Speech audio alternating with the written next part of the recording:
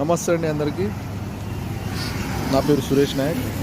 నేను ఈరోజు ఒక ఇంపార్టెంట్ అయితే కాదు, కానీ ఇది రోజు రోజు ఇదే ఇంపార్టెంట్ అయిపోతూ ఉంది. చాలా దరిద్రమైన విషయం మీతో మాట్లాడతాలని చెప్పేసి నేను ఎప్పుడు అనుకోలే.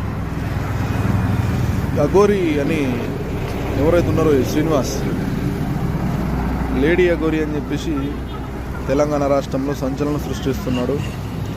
వాడు ఏం చేస్తున్నాడో, ఎటు పోతున్నాడో ఏం తెలియని పరిస్థితి. అట్లాంటి పరిస్థితి నుంచి ఇప్పుడు ఒక అమ్మాయిని తీసుకుపోయి ఆ అమ్మాయితో కొన్ని రోజులు గడిపి మళ్ళీ ఆ అమ్మాయిని వాళ్ళ పేరెంట్స్ తీసుకొచ్చి కొట్టి దాన్ని ఆమె దగ్గర నుంచి అక్కడ పోలీసు వాళ్ళ నుంచి తీసుకొస్తే వీడు మళ్ళా ఈ అమ్మాయిని మళ్ళీ తీసుకోపోవడం జరిగింది. మళ్ళీ తీసుకోపోవడం కాకుండా పెళ్లి చేసుకున్నాడు. వానికి శోభనం అట. వారికి శోభనం ఎట్లా చేసుకుంటాడో తెలియడం లేదు పరిస్థితి. ఇట్లాంటి దరిద్రపు నా కొడుకులు. తెలంగాణ రాష్ట్రం పరువు ఇప్పటికే గంగలో పోయిందంటే వీడొచ్చి ఆయనతో చెడగొట్టేసిండు. ఈ వర్షిని మళ్ళా ఈ అఘోరి ఎవరైతే ఉన్నారో వీళ్ళిద్దరు చేయబట్టి తెలంగాణ రాష్ట్ర పరువు మొత్తం పోవడం కాకుండా ఇటు హైందవుల పరువు కూడా పోయే పరిస్థితి వచ్చింది. ఎందుకంటే ఆ రుద్రాక్షలు వేసుకొని, ఆ మాలలు వేసుకొని అఘోరిలో చలామలి అవుతూ ఉంటే కనీసం ఎవరు ఏమనలేని పరిస్థితి.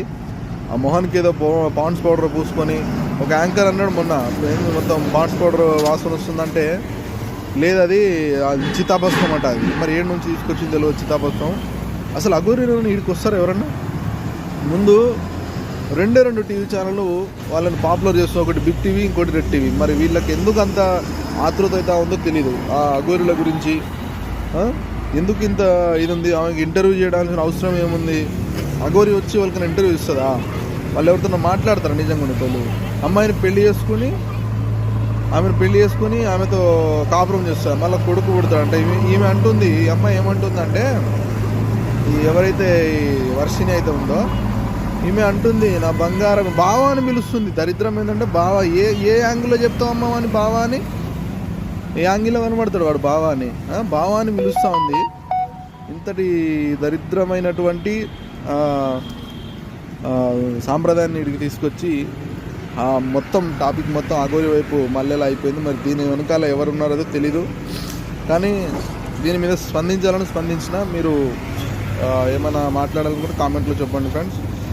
మరి ఇంత దారుణమైన పరిస్థితి ఉంటాయని చెప్పేసి నేనైతే ఊహించలే.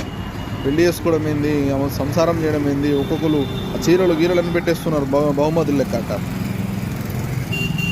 ఏం చేయాలో మీరే చెప్పండి, కామెంట్ చేయండి. Thank you for watching.